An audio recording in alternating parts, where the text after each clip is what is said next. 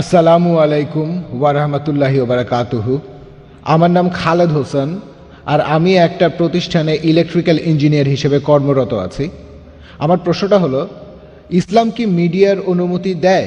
কারণ নবীজি মুহাম্মদ সাল্লাল্লাহু আলাইহি সাল্লামের সময়ে জনগণের সাথে যোগাযোগের তেমন কোনো মাধ্যম ছিল না, একথা আপনি বললেন। তাই আপনি কি কোরআনের কোনো সূরার উদ্ধৃতি দেবেন অথবা কোনো সহিহ হাদিস?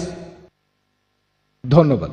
ভাই, আপনি প্রশ্ন করলেন যে নবীজি সাল্লাল্লাহু আলাইহি সাল্লামের সময় জনগণের সাথে যোগাযোগের তেমন কোনো মাধ্যম ছিল না, তাহলে ইসলাম কি মিডিয়ার অনুমতি দেয় আর কোরআন বা হাদিসের কোনো উদ্ধৃতি আছে কি না? ভাই, একটা কথা বলি, ইবাদতের কথা যদি বলতে হয়, যেটা বলা হয়েছে যে এটা ফরজ, এটা হলো ইসলামিক শরিয়া।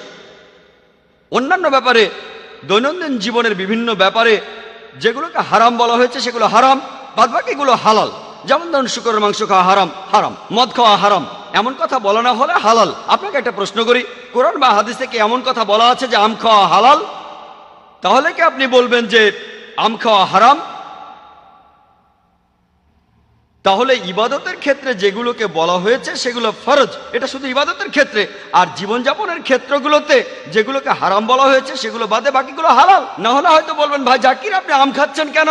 আমি আম পছন্দ করি, কারণ আমি ইন্ডিয়া থেকে এসেছি, আমি আমার দেশ নিয়ে গর্বিত, আর আমার দেশের আম সেটা নিয়েও গর্বিত। এখন আপনি আমাকে পবিত্র কোরআন বা হাদিসের কোনো উদ্ধৃতি দেখান যে মিডিয়া হারাম। কিন্তু না, আমি আপনাকে প্রমাণ দেখাচ্ছি। নবীজি মুহাম্মদ সাল্লাল্লাহু আলাইহি সাল্লাম কি করেছিলেন?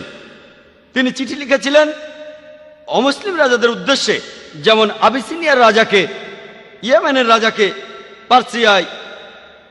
নবীজি সেই চিঠিগুলোতে পবিত্র কোরআনের সূরা ইমরানের 64 নম্বর আয়াতের উল্লেখ করেছিলেন, কুল ইয়া আহলাল কিতাব বলো হে কিতাবীগণ, তাআলাউ ইলা কালিমাতিন সাওয়াইন বাইনা বাইনাকুম, এসো সেই কথায় যাহা তোমাদের এবং আমাদের মধ্যে এক। প্রথম সাদৃশ্য কি?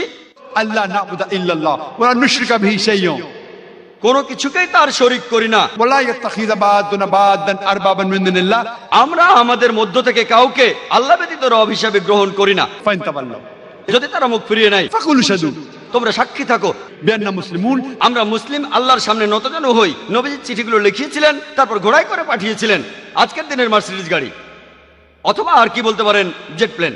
বিভিন্ন দেশে পাঠিয়েছিলেন, তাদেরকে ইসলাম গ্রহণ করতে বলেছেন। সেটাই ছিল সে সময়ের মিডিয়া। চিন্তা করেন, চিঠিগুলো লিখিয়েছিলেন আর তারপর ঘোড়ায় করে সেগুলো বিভিন্ন দেশে পাঠিয়েছিলেন। নবীজি সাল্লাল্লাহু আলাইহি সাল্লাম তার সময়ের মিডিয়াকে পুরোপুরি ব্যবহার করেছিলেন। যদি আজকের দিনে নবীজি সাল্লাল্লাহু আলাইহি সাল্লাম বেঁচে থাকতেন, আমার ধারণা তিনিও আজকের এই মিডিয়াকে পুরোপুরিভাবে ব্যবহার করতেন। তবে সেটা ইসলামের শরিয়া মেনেই হতো, হারাম কোনো কিছু ব্যবহার করা হতো না। হারাম কিছু ব্যবহার করা যাবে না, হালাল উপায়ে হবে। যেমন একটা ছুরি ব্যবহার হয় ভালো কাজে, আবার খারাপ কাজেও। ছুরি ব্যবহার করা হারাম না, তাই মিডিয়া আসলে হারাম না। যদি বেশিরভাগ লোক ভাবে যে মিডিয়া হারাম, আমরা এখন এই মিডিয়াকে হালাল কাজে ব্যবহার করব, টেবিলটাকে উল্টে দেব। ইসলামিক শরিয়ার নিয়মগুলো মেনে হালাল উপায়ে ব্যবহার করব, তখন হয়তো আল্লাহ সুবহানাহু ওয়া তাআলার কাছে বলতে পারবো, আমরা আমাদের ক্ষুদ্র সামর্থ্যে যথাসাধ্য চেষ্টা করেছি ইসলাম প্রচার করার জন্য। কারণ আমাদের কাজ হলো ইসলাম প্রচার করা। আল্লাহ বলেছেন, ফাযাক্কির ইন্নামা আনতা মুযাক্কির, আমাদের কাজ ইসলাম প্রচার করা, আর মানুষকে হেদায়েত করা সেটা আল্লাহ সুবহানাহু ওয়া তাআলার হাতে। আশা করি উত্তরটা পেয়েছেন।